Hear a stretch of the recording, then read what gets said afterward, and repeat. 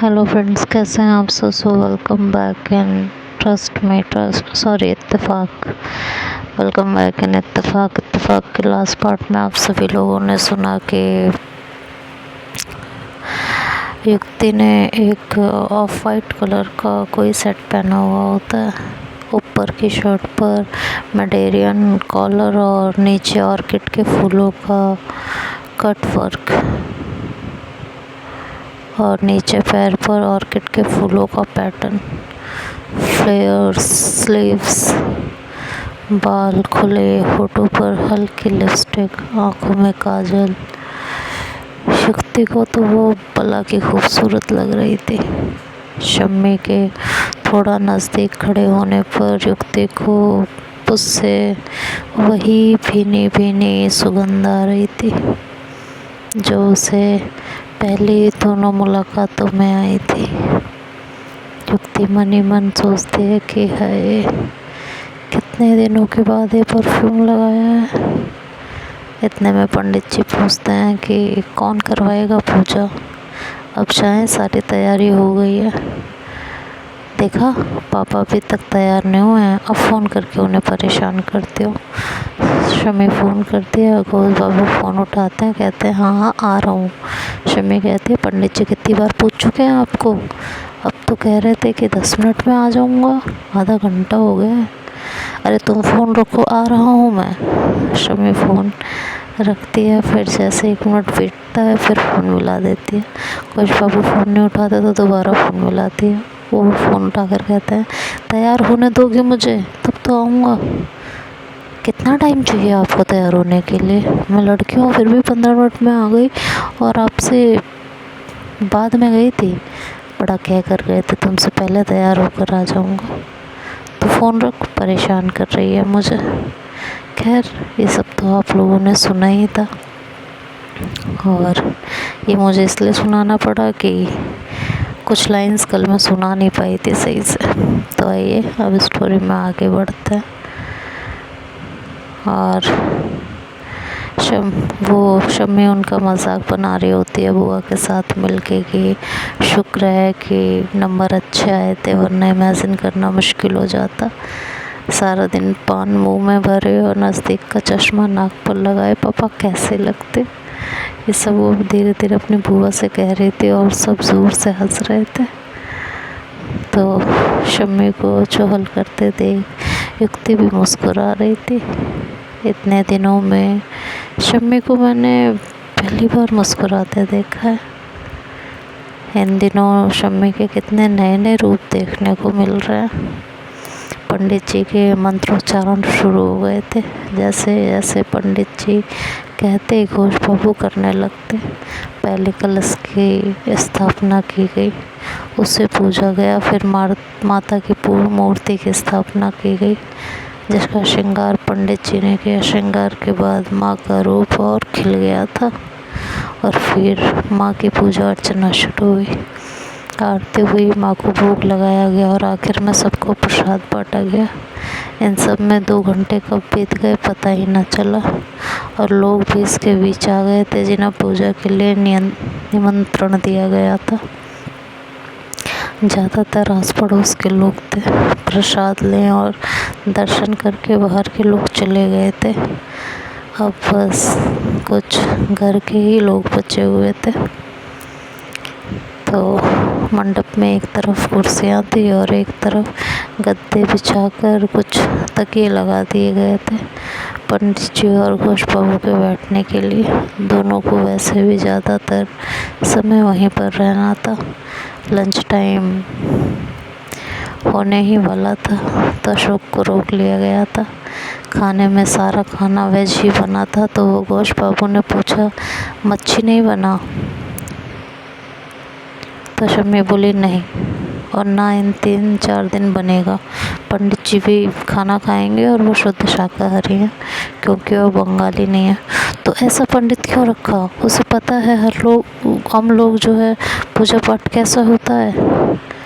शम्मी बोलती है मैंने नहीं रखा, बुआ जी से पूछे।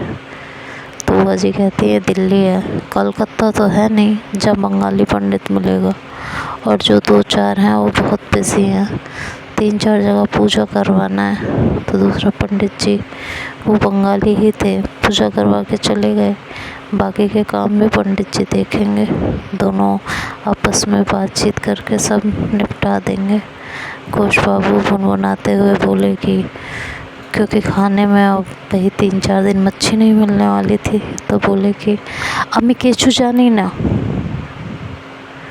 अपनी बहन से, तुम ही जानो, अम्मी केचू जानी ना। तो बुआ जी बोलती हैं ठीक आछे।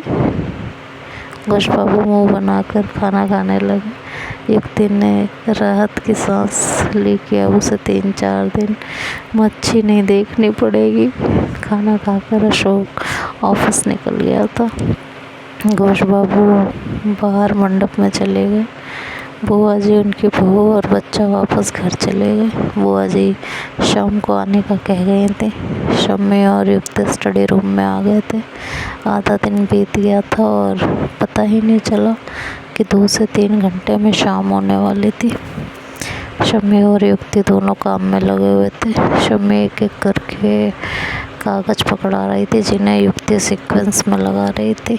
आखिरी पेज पकड़ाते हुए शम्मी बोली, इन सबको पिनअप करके फाइल में लगाना, देखना एक भी पेज इधर उधर ना हो, और शाम को अशोक को ये फाइल पकड़ा देना याद से, और कल सुबह उसे फ़ोन करके ये भी याद दिला देना कि शाम तक मुझे वो फाइल फ़ोटोकॉपी करवा कर दे जाए। और जब वो दे जाए तो एक बार दोनों को टैली कर लेना कि सारे पेज सीक्वेंस में लगे हुए हैं और ठीक से फ़ोटोकॉपी हुई है या नहीं।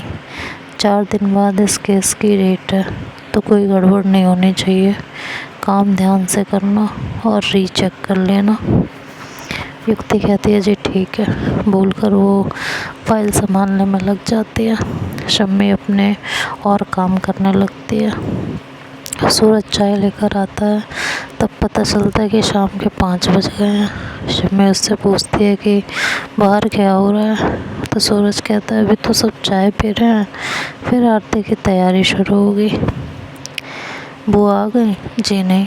सूरज के जाने के बाद शम्मी अपना काम समेटने लगती है। फिर अशोक को फ़ोन करती है, तो अशोक बताता है कि वो थोड़ी देर में पहुंच रहा है। चाय पीकर शम्मी और युक्ति भी बाहर आ गई थी। बाहर कुछ ज़्यादा ही चहल पहल थी। आस पड़ोस के लोग और कुछ जान पहचान वाले आने लगे थे। घोष बाबू सबसे मिल रहे थे। शम्मी भी पहुंचने के बाद सबसे मिलने लगी थी। कुछ देर में अशोक भी पहुंच गया था। युक्ति को देखकर पूछा कि आज कैसे मिजाज है? युक्ति ने कहा ठीक ही है।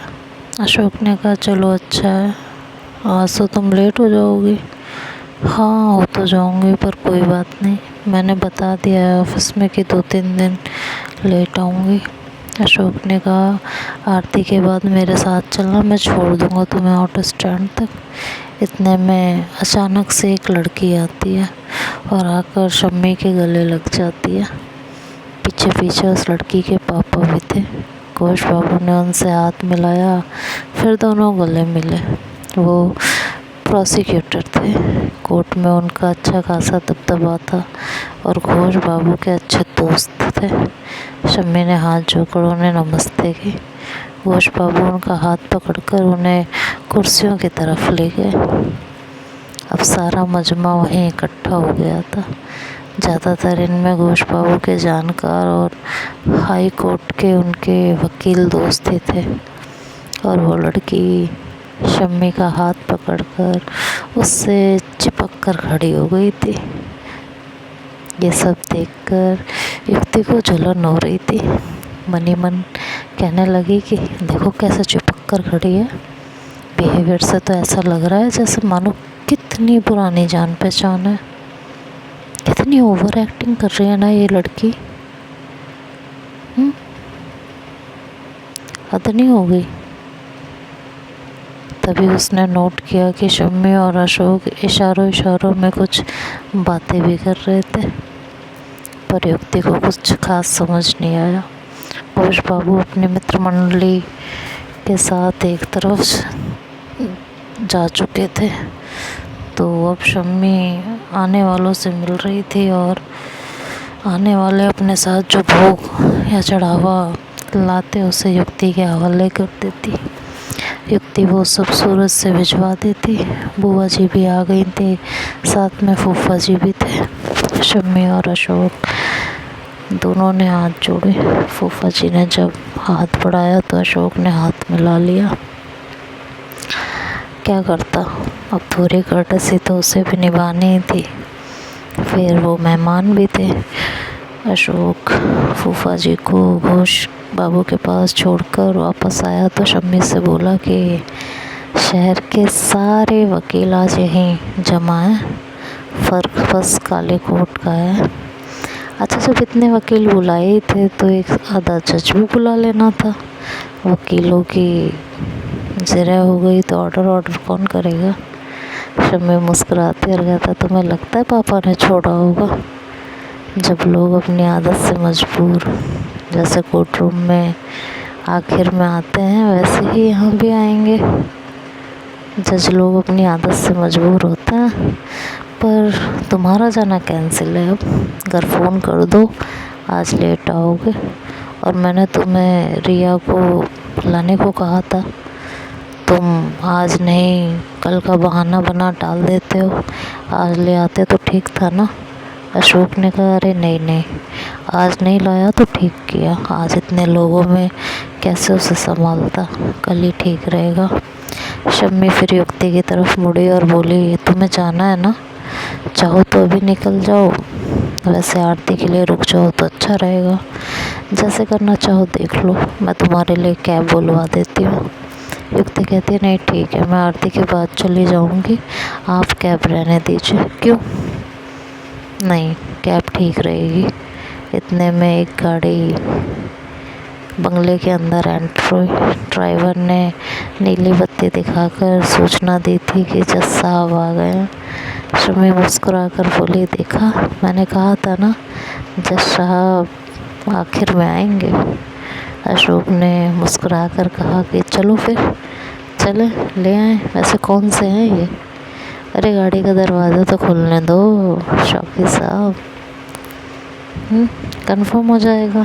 जब तक दोनों वहाँ पहुँच चुके थे, जज साहब से हाथ मिलाकर अभिवादन किया और फिर उन्हें मंडप तक ले आए। घोष बाबू की मित्र मंडली भी उठकर आ गई थी। सबने एक एक करके अभिवादन किया। पंडित जी ने भी आरती का इशारा कर दिया। आरती शुरू हुई। आरती हो ही रही थी कि इतने में एक जज साहब और आए। शम्मी और अशोक उन्हें भी लेने चले गए। आरती के बाद घोष बाबू ने उनका भी अभिवादन किया। आरती खत्म होते ही युक्ति ने शम्मी से जाने का पूछा तो शम्मी ने कैब बुक की और बोली कि आ जाए फिर बताती हूँ, अभी यहीं रहना। मैंने आपको मना तो किया था कैब मत करना। मैं तुमसे बहस नहीं कर रही हूँ, जितना बोला है उतना सुन लो। थोड़ी देर में कैब आई तो युक्ति भी फिर कैब में बैठ के वहाँ से चली गई। तो देखते हैं अब आगे क्या होगा, ये नेक्स्ट पार्ट में सुनेंगे। तब तक के लिए बाय बाय, टेक केयर।